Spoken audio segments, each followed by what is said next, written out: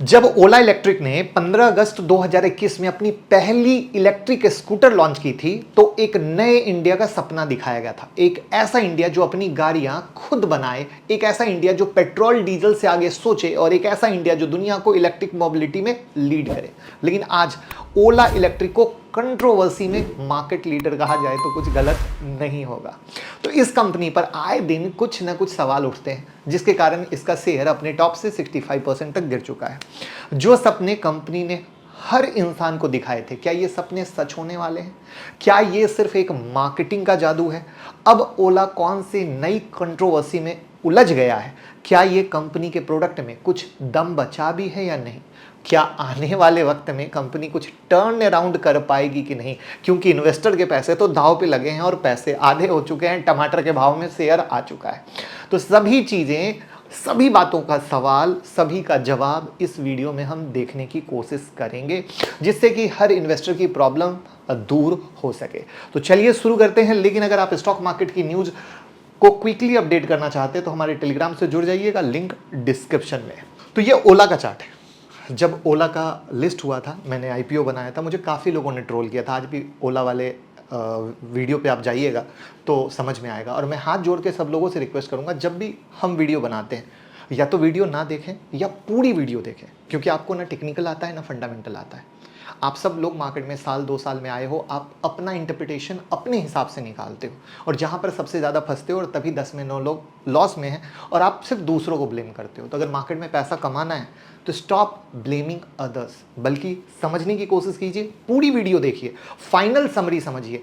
और सबसे बड़ी बात है कि लॉन्ग टर्म में क्या कहा जा रहा है, शॉर्ट टर्म में क्या कहा जा रहा है, इन्वेस्टमेंट के लिए क्या कहा जा रहा है, हर बात अलग होती है, सबका नज़रिया अलग होता है। आप लोग सबकी खिचड़ी बना लेते हो, इसीलिए गलती करते हो, इसीलिए नुकसान करते हो। और मेरे काम का सबूत ये है मेरे भाई कि हमने कहा था मार्केट किस तरीके से बढ़ने वाला है और उसके बाद आपके सामने है कि निफ्टी बैंक निफ्टी में क्या मूव आया है। तो बिंदास ज्वाइन करें और कॉल करें। तो सबसे पहले कंपनी की लेटेस्ट कंट्रोवर्सी जो आजकल न्यूज में है उसको देखने की कोशिश करते हैं और ये है ओला इलेक्ट्रिक के सेल पर कंट्रोवर्सी।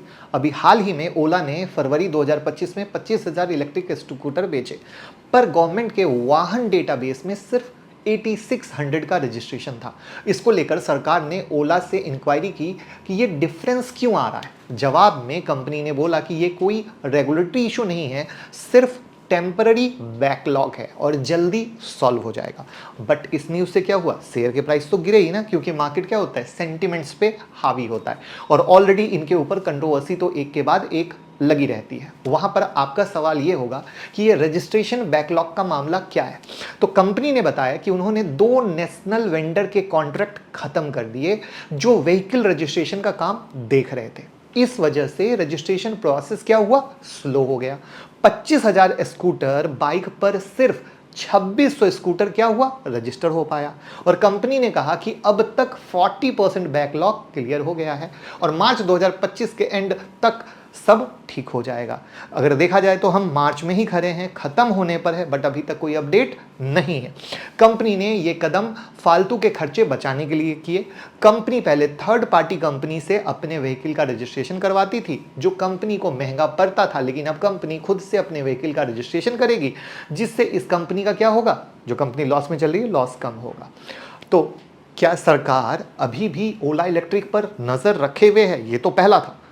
लेकिन ये दूसरा सवाल आपका हो सकता है, तो इसका जवाब है हाँ। मिनिस्ट्री ऑफ हेवी इंडस्ट्री और मिनिस्ट्री ऑफ रोड ट्रांसपोर्ट ने ओला से ऊपर डेटा में आए गैप पर इंफॉर्मेशन मांगी। ऊपर आए गैप में डेटा मतलब जो वही 25,086 की कहानी है।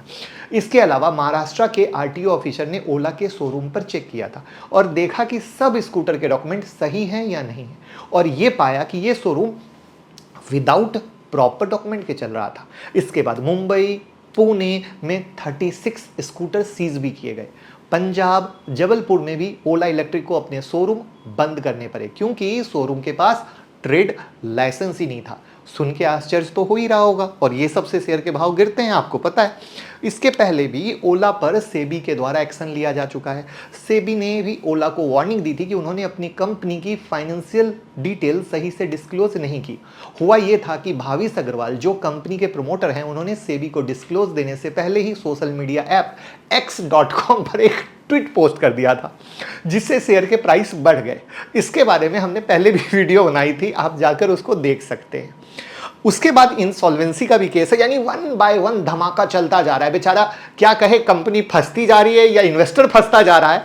तो इंसॉल्वेंसी का केस क्या था कि ओला की एक यूनिट के खिलाफ पेमेंट डिफॉल्ट का केस फाइल हुआ, जिसके बाद कंपनी के शेयर गिर गए।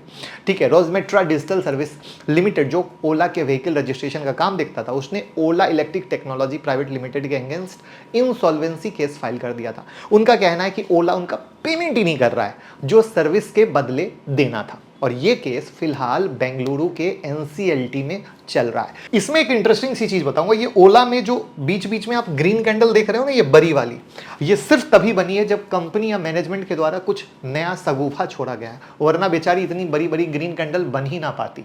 अब हम आते हैं थोड़ी पास्ट कंट्रोवर्सी पे। अगर थोड़ा और पीछे जाएं तो कुछ ना कुछ खबर इस कंपनी को लेकर आती रहती है। कभी इनके शोरूम में आग लग जाती है, कभी स्कूटर में आग लग जाती है, कभी इनके स्कूटी से कस्टमर ही बुरी तरीके से तंग आकर खुद स्कूटर में आग लगा देता है, कभी इनके फाउंडर खुद ट्विटर पे लड़ भिड़ते हैं कुणाल कामरा से। तो अब सवाल यह है कि क्या ओला इन कंट्रोवर्सी में रहकर सरवाइव कर सकती है कि नहीं।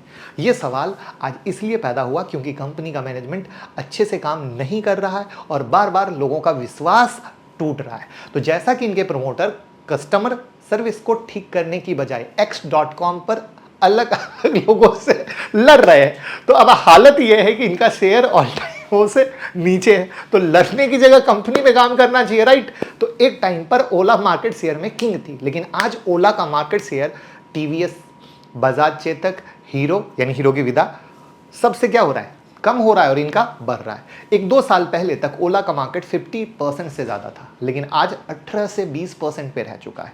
ऐसा इसलिए क्योंकि इस सेगमेंट में फिलहाल बहुत ज़्यादा सॉलिड टफ फाइट चल रही है। लेकिन आप कहोगे सर बुरा बता रहे हो, नहीं, लेकिन डेटा में यह भी चीज़ नोट करने वाली है कि ओला पिछले 2 महीनों से अपनी सेल ग्रो कर रहा है। इसके पीछे का रीज़न क्या है? वजह है इनका latest product S1 Pro Gen 3। अगर इस प्रोडक्ट की बात की जाए तो इस प्रोडक्ट के आसपास कोई और इलेक्ट्रिक 2 व्हीलर खड़ा नहीं हो पा रहा है। आपको सुनने में हैरानी हो रही होगी, लेकिन आपको यकीन ना हो तो आप खुद जाकर इस प्रोडक्ट को और बाकी प्रोडक्ट से कंपेयर करके देख सकते हैं, जहां पर इनके प्राइस भी शायद कम है।